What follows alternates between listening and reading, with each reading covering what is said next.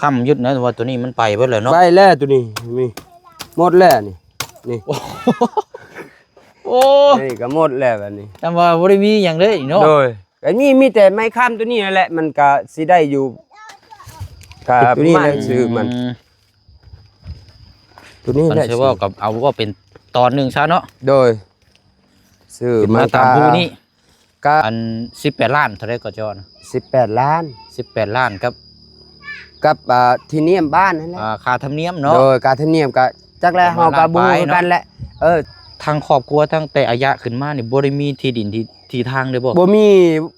ที่อ้ายเว้าสัตว์สื่อต่อศาสตร์บ่มีอีหลีดินดอนตอนหญ้าเฮาก็อยู่เพิ่งพาดินดอนผู้นี้นั่นแหละเฮาเพิ่งพาอยู่บัดตะกี้เฮามาก็อายเฮามาก่อนไปอยู่นี่เฮาก็เลย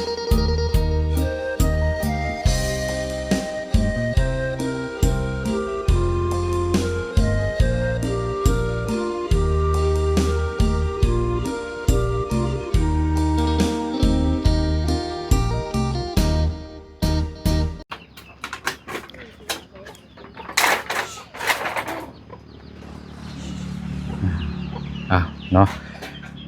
ตัดภาพหรือว่าเปิดกล้องมาก็พบเจอกันอีกคือเก่าเด้อพี่น้องเนาะอยู่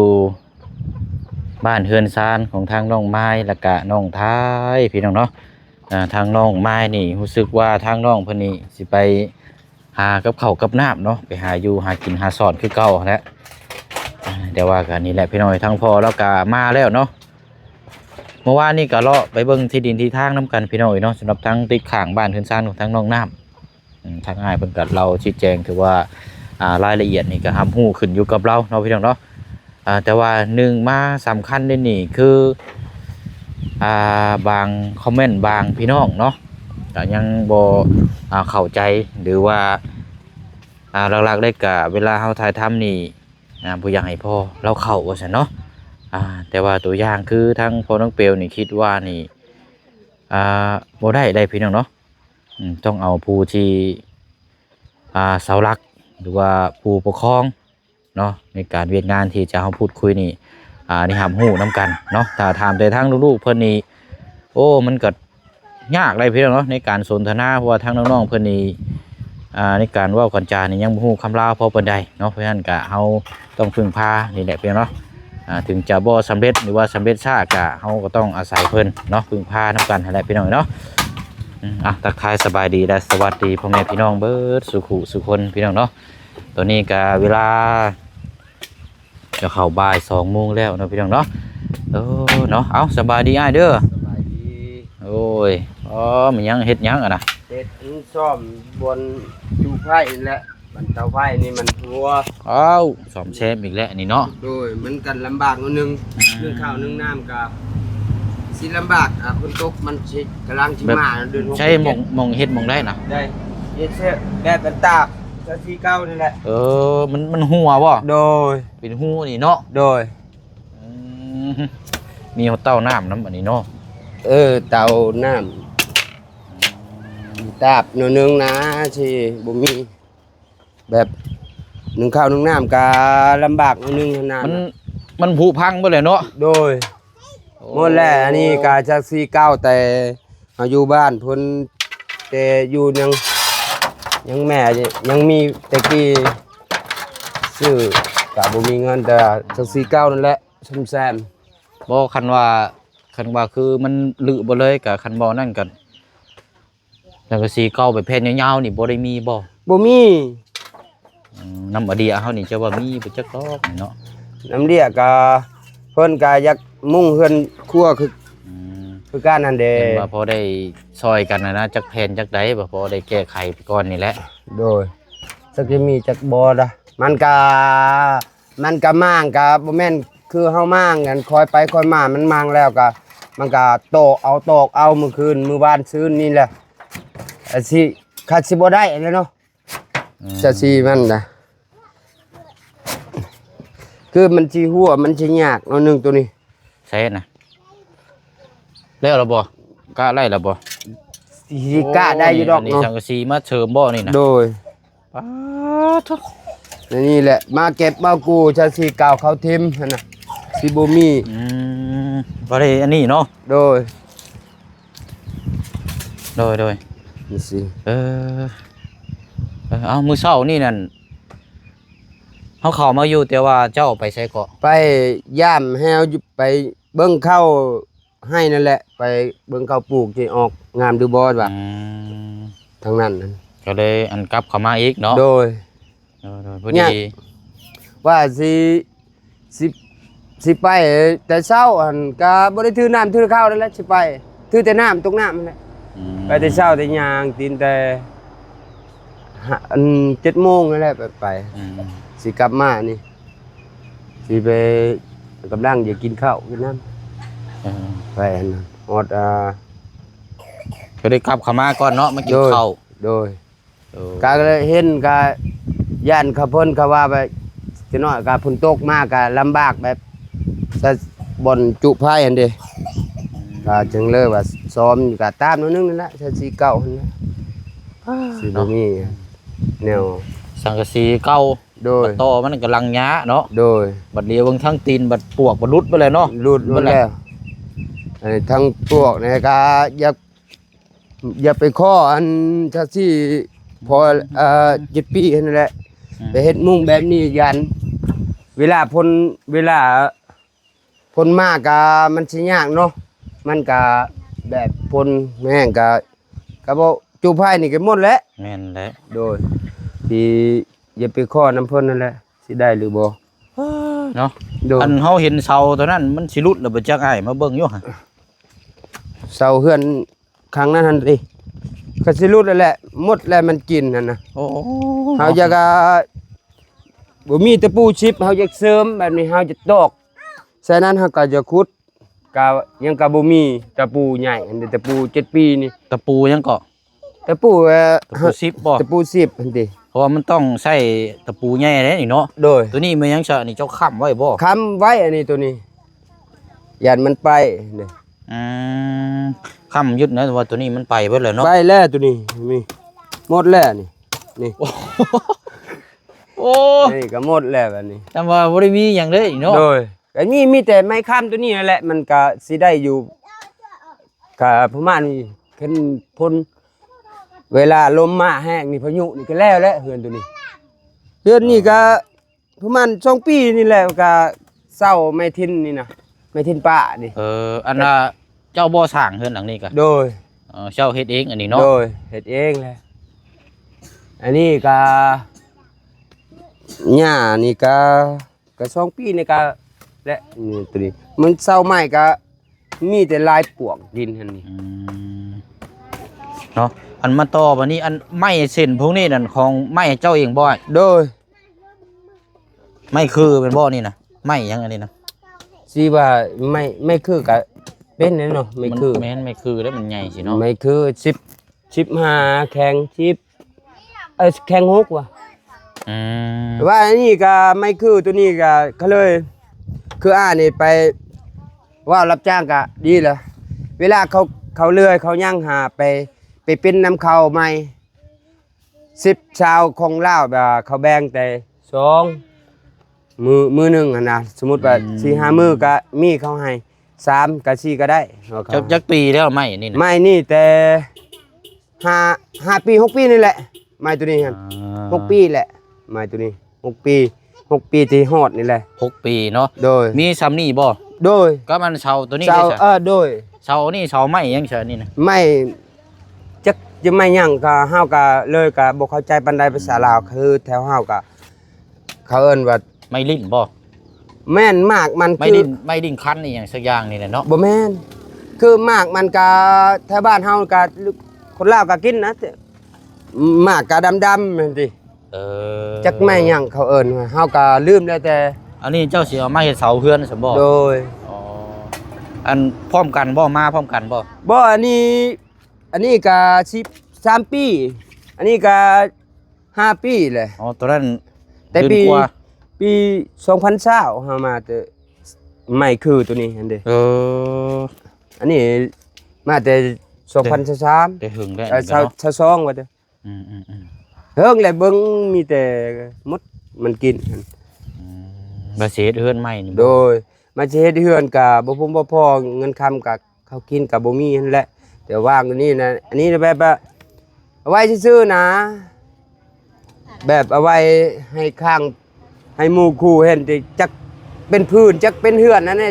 สมมุติอาจจะเป็นพื้นแล้วนี่ มันไปเบิดเลยเนาะ โดยจะเป็นพื้นแล้วแหละนี่ อันนี้อันรับจ้างอ่ะบ่หรือว่าไม่หามาโดยด้วยตนเองเลย แบบว่าไม้ตัวนี้เฮากะทางให้อยู่ผู้กะเลยกะแบบหมู่คู่กะตัดให้ อืม ตัดให้เลยเวลาเฮาเฮ็ดให้นำกันแบบเอาแห้งหั่นติ อืม ว่ารวมเอาแห้งไว้เวลาเฮาเฮ็ดงามตัดในหมู่ว่าตัดซอยในเขาก็ตัดเขาก็แบบเขาทางให้กะ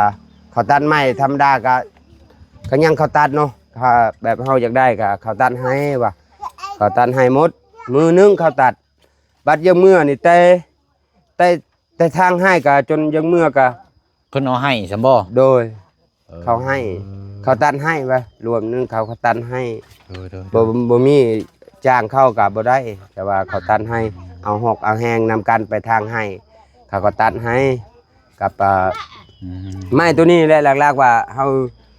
รับจ้างก็ว่ารับจ้างก็เป็นนี่แหละรับจ้างก็แม่นมื้อนึงก็เขาเลื่อยได้10 20โตไม่เช่นเขาเลื่อยก็เขาเลื่อยให้แบบไม้เศษนะเศษของเขาเลื่อยก็เขาเลื่อยให้ไม่คือตัวนี้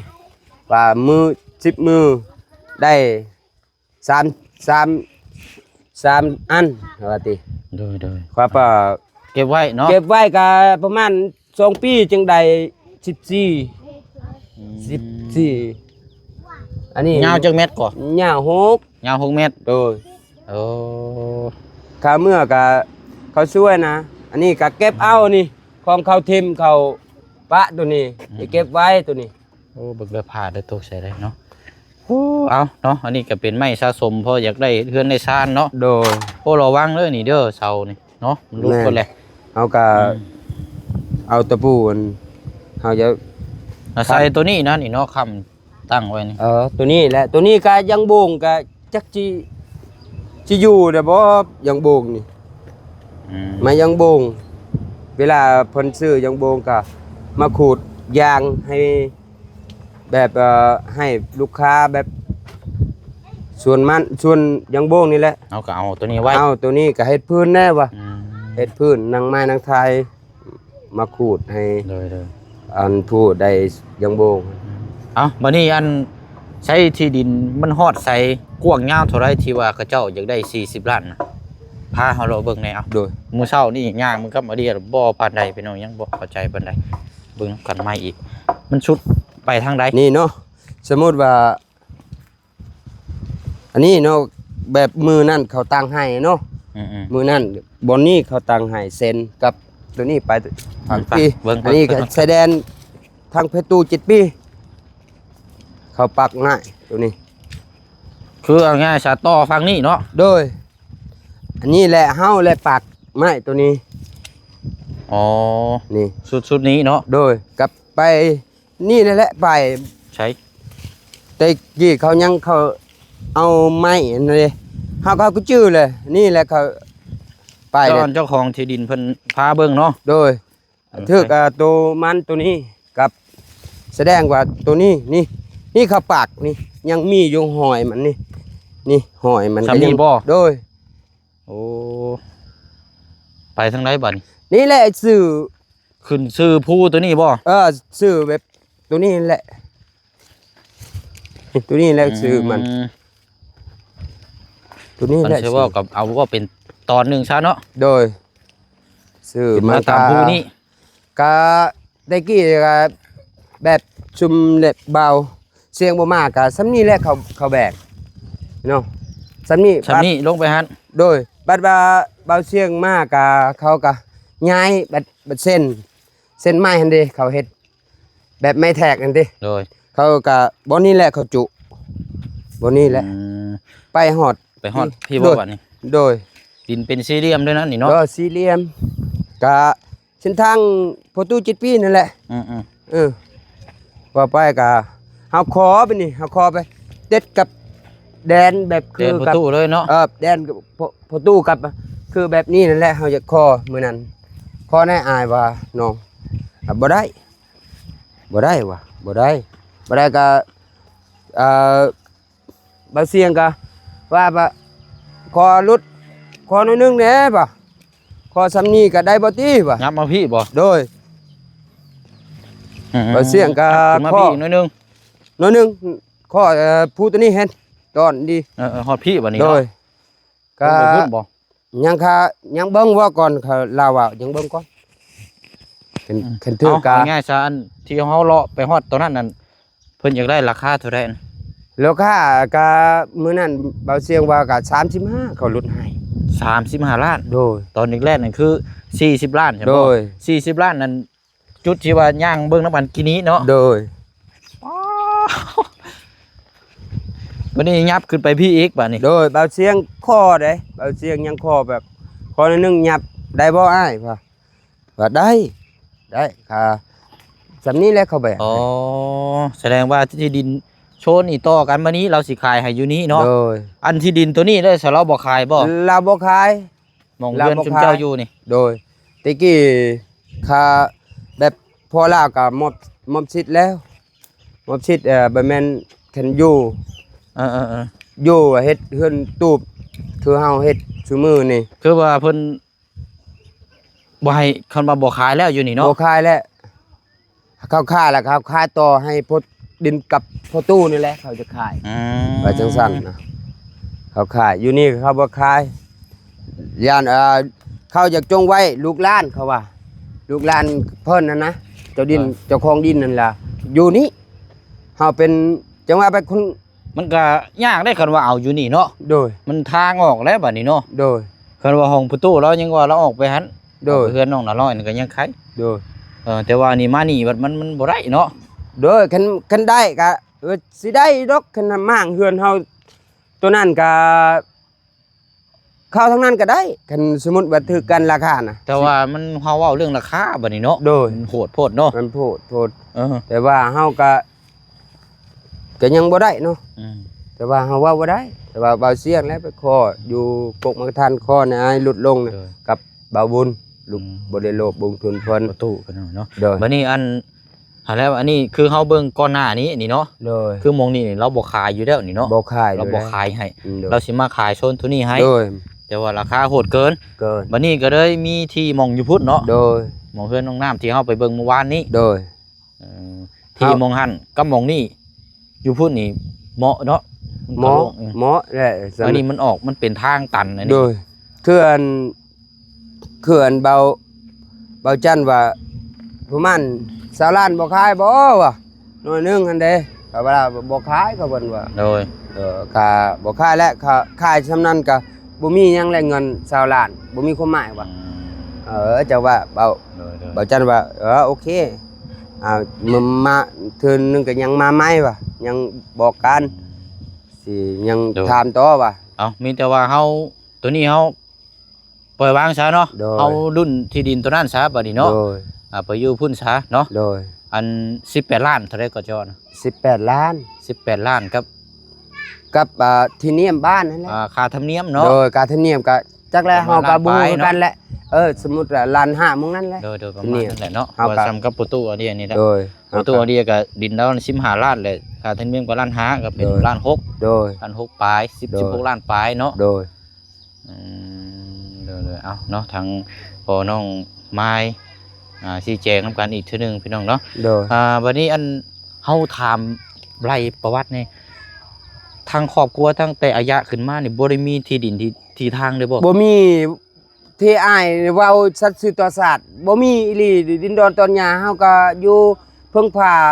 ดินดอนผู้นี้นั่นแหละเฮาเพิ่งพาอยู่บัดตะกี้เฮามาก็อายเฮามาก่อนไปอยู่นี่เฮาก็เลย ว่าคิดฮอดคิดถึงอ้ายก็อยู่ผู้เดียวเนาะก็ไปอยู่นำอ้าย แบบที่ดินของทั้งพ่อกับแม่นี่ก็บ่ได้มีเลย บ่ได้มีแต่ว่าเฮาสมมุติว่าเฮาอยู่ปัญญาอยู่นี่ปะอยู่นำอ้าย โดย ที่มีดินที่บ้านเก่าก็ยังมีอยู่ดอกเฮาก็ย้ายโดยฮอด10 ปีนี่ก็บ่มีแหละสมมุติก็บ่มีแหละดินดอนตอนหญ้าก็บ่มีแหละ คือ ไล่มาตั้งแต่ทางพ่อกับแม่นี่บ่มีที่ดินเด้อจนฮอกลูกฮอกเต้าเนาะ โดย อันว่าผู้นี่เนี่ยเป็นอ้ายเจ้าบ่ อ้ายก็คือกันแหละคันเฮาไปอยู่ฝั่งนั้นก็อ้ายก็ไปอยู่น้ำนั่นแหละ เอ้าคือสิว่าไปอยู่นํ ไปอยู่และบ่นี้ก็จักสิเข้าเว้าได้แล้วเถนาเถาไหน เอาเข้าไปโฮมก่อนก็ได้เอาอันนั้นก็ทางครอบครัวอ้ายเจ้าน่ะเนาะ โดย ทางครอบครัวอ้ายเจ้าคือเราก็อาศัยดินของทางเจ้าของเดียวนี่คือกัน โดย พึ่งพาอาศัยอยู่นํกันในตอนนี้เนาะ โดย นี่เราเฮือนเราหลังนี่บ่ โดยหลังนี้แหละเบิ่งมันก็คือหมด หนักเนาะแต่ละหลังก็เนาะ โดย โอ้ สิบ่มีหยังนะอ้ายซองไอ้น้องนี่บ่มีแบบมุนเสื้อก็บ่มีแต่กี้พ่อแม่ก็ทุกข์ยาก เอาเนาะก็ไล่มาแล้วนี่ทั้งพ่อกับแม่นี่บ่มีสมบัติที่ดินที่ทางเลย โดย เราเป็นคนบ้านนี้บ่ แต่บ่แม่น อายะ อายะนี่ไปอยู่บ้านภาคอันครับอยู่ลาโกแต่กี้ไปอยู่ลาโกสมมุติว่าก็อยู่นี่ล่ะตายพวกก็ไปเลยอยู่ย่าอยู่นี่ก็บ่มีและย่าก็แต่ปี2000ป้ายนั่นแหละปี2015 16นั่นแหละมันเยอะย่าอยู่นี่ก็เลยก็บ่มีและดินดอนต้นยามมีแต่ผู้จับจองหมด คันสิว่ากับบ่มีหยังเลยเนาะ บ่มีหยังเลย อันนี้ก็มาอาศัยอยู่น้ำเพิ่นเนาะ โดยเฮ็ดแบบคือปีก้านี่เฮาเฮ็ดส่วนมันก็เฮ็ดส่วนมันก็มีแต่แบบเฮาเ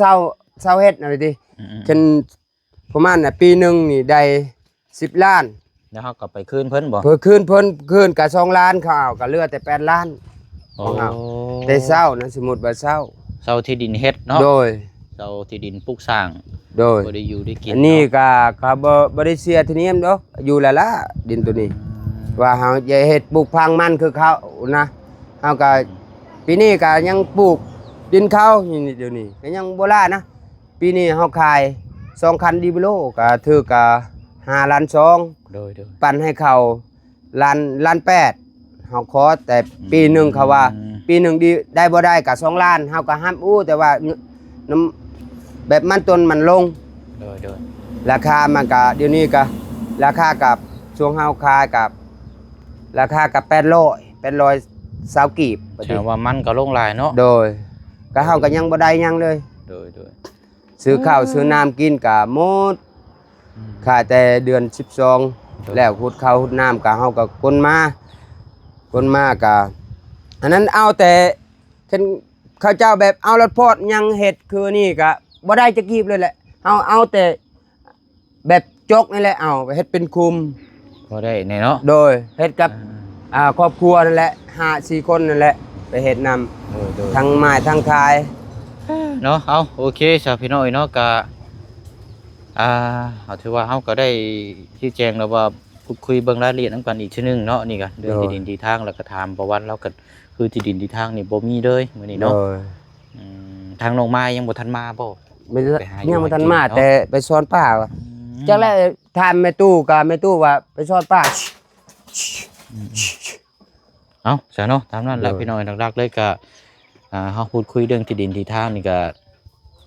เอาเรื่องที่ดินที่ทางนั่นแหละเนาะ โดย เพราะพี่น้องตัวนี้ก็ดันคืออยากให้ที่ดินที่ทางตัวนั้นแหละเหมาะที่สุดเนาะ โดย ไปน้องน้ำพุ่นแหละพี่น้อยเนาะโดยโอ้เนาะใส่เสื้อยังครอบครัวสายบุญอนุโมทนาสาธุโอ้เนาะ เสื้อก็เสื้อเบาจันทร์มาให้น้องไม้น้องทายก็น้องไม้น้องทายเลือก มีคู่เดียวทรงกับเสื้อตัวนี้แหละถูก โดย ทีกี้ก็นุ่งเสื้อไปคอน้ำเวียดนะเสื้อบางก็สุดเก่าๆไปทิมไปปะก็มีแต่คอน้ำเวียดบ่มีซื้อจักพื้น โดยเอ้าเอาละซะเนาะเดี๋ยวจังมีหยังเพิ่มเติมจังว่าจังคุยนำกันเนาะอ้ายเนาะ โดย เดี๋ยวทางอันบ่บุญเพิ่นก็สิเข้ามาพูดคุยนำอยู่เนาะ โดย เดี๋ยวเบิ่ง โดย นำกันว่าสิมีหยังเพิ่มเติมแน่ โดย เนาะ โดย คือดอลลาร์ก็คือเขาเว่าเนี่ยเนาะแต่ว่าเขาก็ต้องคุยกับทางผู้ปกครองผู้ใหญ่เรื่องที่ดินที่ทาง โดย แต่ว่าในการมอบการอย่างนี้กับทางผู้ใหญ่เป็นซอยทางลูกเต้า โด เนาะ ย แต่ว่าก็ต้องผ่านพอเป็นคน โดย นำทางคือเก่าแหละพี่น้อย โดย เนาะเอามีแต่ว่าเดี๋ยวเฮาสิเข้ามาเยี่ยมยามทำข้าวไหมเดี๋ยวอ้ายเด้อ โดย มีหยังก็จังว่าจังคุยนํกันเนาะ โดย เอาอยู่ดีมีแฮงได้เด้อ ขอบใจให้สบายดี โดย ให้สุขดีให้ร่ำรวยพัฒนาให้สิ่งใดให้10 เท่า20 เท่า อยู่ในและต่างประเทศและยินดีส่องเบาเสี่ยง โดย ติดตามให้เพิ่นกับน้องไม้น้องทายครอบครัวคือรักๆคือพ่อเท่านั้นและโมทนา โด สาธุ ยเอาเนาะมาเนาะบัดนี้พี่น้องให้เพิ่นไปเฮ็ดเวียกส่วนตัวก่อนบัดนี้เนาะไปซ่อมแซมเนาะหม้องห้องครัวอีกพายุเข้าอีกครับมาจักนี่เนาะอืมเอาละเนาะก็พูดคุยถามน้ำกันอีกเนาะพี่น้องเนาะเรื่องที่ดินที่ทางกับรุ่นตั้งแต่ทางพ่อกับแม่รุ่นทางอายะกับบ่มีที่ดินที่ทางจนฮอดทางลูกเต้าน้องง้อยกับอาศัยอยู่ที่ดินน้องเขาเจ้านี่แหละพี่น้องเนาะเอาก็ได้ทำหู้น้ำกันแล้วบัดนี้ก็สิประมาณนี้แหละบัดนี้พี่น้องเนาะมีหยังเพิ่มเติมกับจังว่าจังคุยน้ำกันนี่แหละเราก็ซ่อมแซมเสาเฮือนเราอยู่พี่น้องเอ้ยมันรุมันผุมันพังคอยย่างคอยไปเลยเนาะตกลงมานี่เจ็บปวดยากอีกเลยพี่น้องเนาะไปเนาะมีหยังเพิ่มเติมจังว่าจังคุยน้ำกันอีกมื้อนี้ลาพี่และน้องไปก่อนอยู่ดีแม่งร่ำรวยคือเก่าคือเดิมเลยพี่น้องเด้อเนาะพบกันในคลิปหน้าเนาะบ๊ายบายเด้อพี่น้องเด้อสบายดี